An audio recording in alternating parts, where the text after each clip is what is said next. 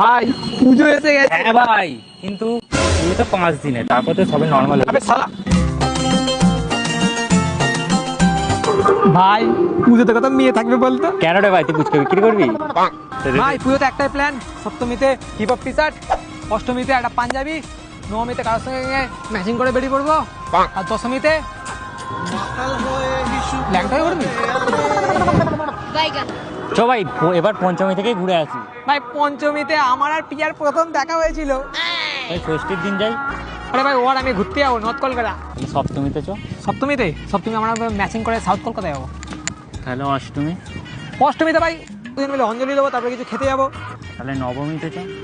নবমীতে তোর সঙ্গে আমি সপ্তমী বেরোয়নি, ষষ্ঠী বেরোয়নি, তারপর অষ্টমীও বেরোয়নি। আর নবমীতে কি করতে যাবো? দশমীতে। দশমীতে ওকে সিঁদুরটাই পরিয়ে দে। Not bad idea. ইয়া ঢাকের তালে কোমর দোলে খুশিতে নাচে মন।